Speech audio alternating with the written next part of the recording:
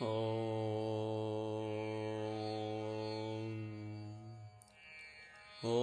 नमो भगवते वासुदेवाय। ॐ नमो नारायणाय। श्रीमन्नारायणीयं दशकं 11 श्लोक 3। भवत् दिदृक्षून् भवत्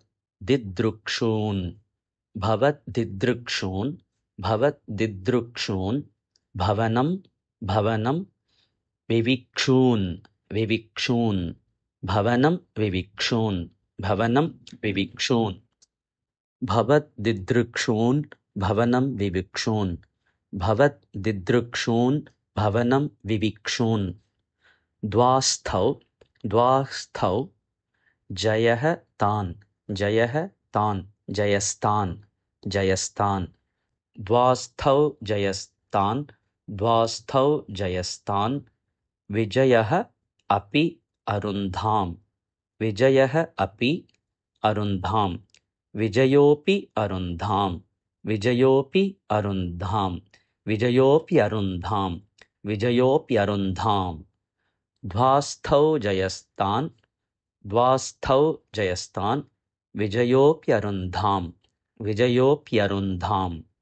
द्वास्थौ जयस्तान् विजयोऽपि अरुन्धाम्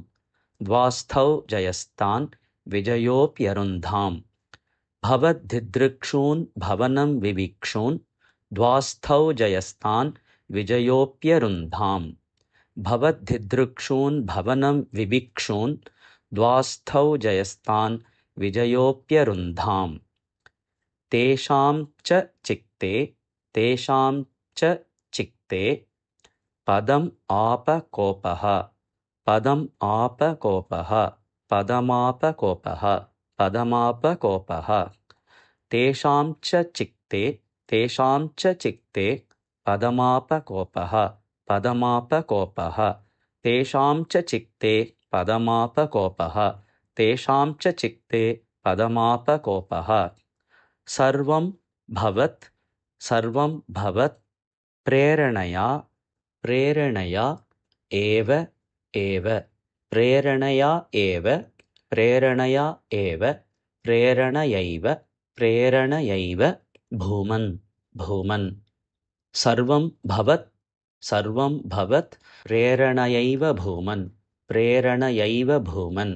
सर्वं भवत् प्रेरणयैव भूमन् सर्वं भवत् प्रेरणयैव भूमन्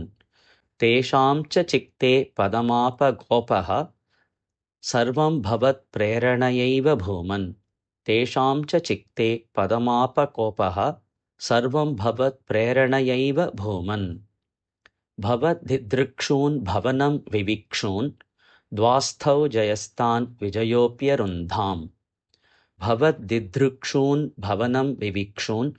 द्वास्थौ जयस्तान् विजयोऽप्यरुन्धाम् तेषां च चित्ते पदमापकोपः सर्वं भवत् प्रेरणयैव भूमन् तेषां च चित्ते पदमापकोपः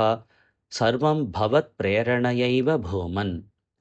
भवद्दिदृक्षून् भवनं विविक्षून्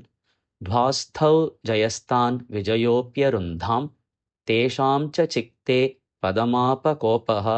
सर्वं भवत् प्रेरणयैव भूमन् भवद्दिदृक्षून् भवनं विविक्षून् द्वास्थौ जयस्तान् विजयोऽप्यरुन्धाम् तेषां च चित्ते पदमापकोपः सर्वं भवत् प्रेरणयैव भूमन्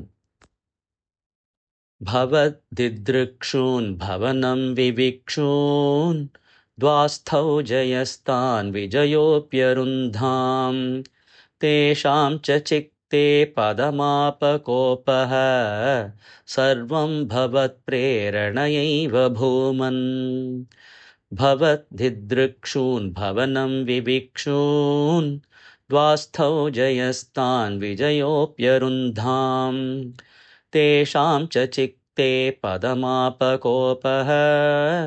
सर्वं भवत् प्रेरणयैव भूमन्